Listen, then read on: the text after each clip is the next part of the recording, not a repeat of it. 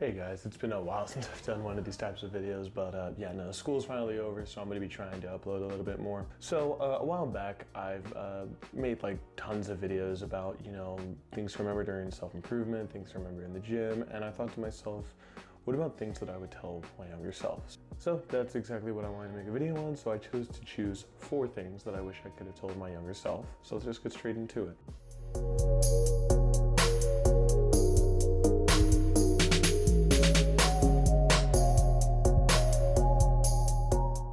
So at number 4, prioritizing fitness. Fitness was something for a long time that I negated. I didn't really think about fitness all that much. It was just something that I had to do, in PE class. We had to run laps, we had to bench press, we had to do, lunges, that sort of thing. But I got to a certain point where I started realizing that my body was going to start deteriorating if I didn't take care of it. And I know I'm saying this like I'm a 45-year-old man, but it's true. You understand what I'm trying to say. People say you get weaker when you're 30. Other people say you get weaker when you're 25. People say your body starts deteriorating at all types of ages. But in my humble opinion, your body really doesn't start getting worse until you stop taking care of it. That's why you have 50-year-old bodybuilders and 20-year-olds who are going to die shortly because they eat nothing but chicken nuggets. Especially if you're drinking, vaping, not watching what you eat, your body deteriorating is going to slowly creep up on you.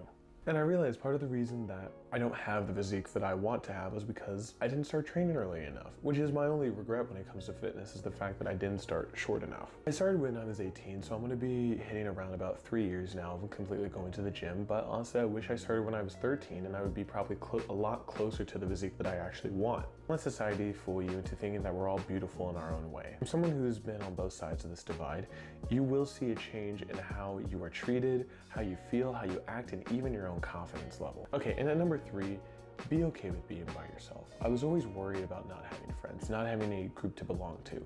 In high school, I was part of the reject group. We weren't popular, we weren't rich, we weren't supermodel gorgeous, we weren't anything. We stuck with each other and we had fun. I felt like I needed that group to constantly be around me in order to feel happy, that I wasn't cool unless I was hanging out with them. And that plagued me for a very, very long time. It wasn't until I got to college and realized that stuff I wanted to accomplish, for the most part, had to be done with me taking the first step, and that there wasn't always going to be someone to be by my side.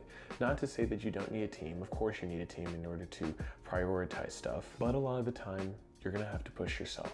Number 2, opinions only matter from people you look up to.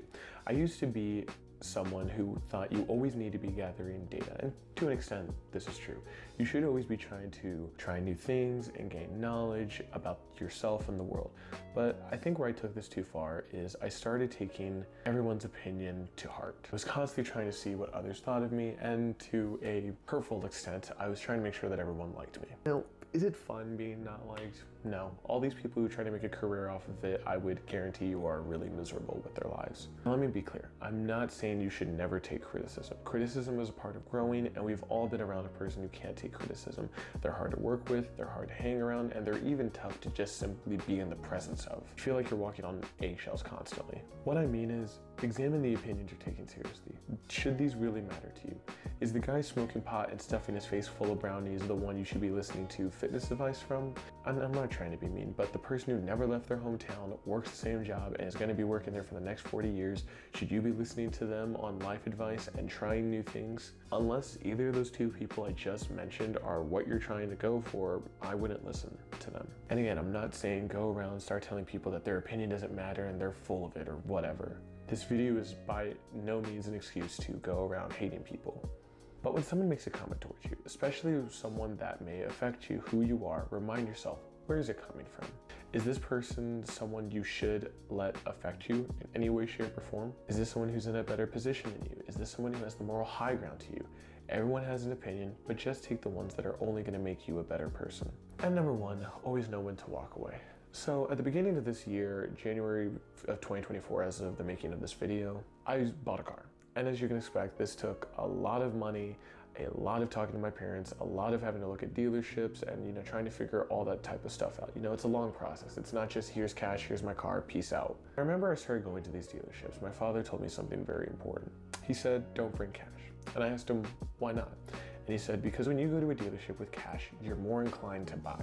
Even if there's a really shitty car, if you have cash on you, you're more inclined to take it. Even though you can just go down the street to another dealership, it's like, well, I'm already here, I have the cash, might as well do it. He said, go to a few dealerships, see what you like, test drive, and then when you finally find a car that is up to your liking, then go to a bank and get the cash. And I realized that this is a skill I needed. I ended up getting a nice car, but I felt like this went a lot further than just getting a car. I had to stop going all in. I had to stop trying to appease everyone. If I went into a car dealership and I was like, here's $10,000 cash, give me whatever car you got, I probably would have been screwed. I probably would have taken a car that just made me waste my money in the long run. You need to build up the ability and confidence to walk away from something that you know is going to be detrimental to you and only put you to a future that is negative. If you have a show of desperation, you've already lost the battle.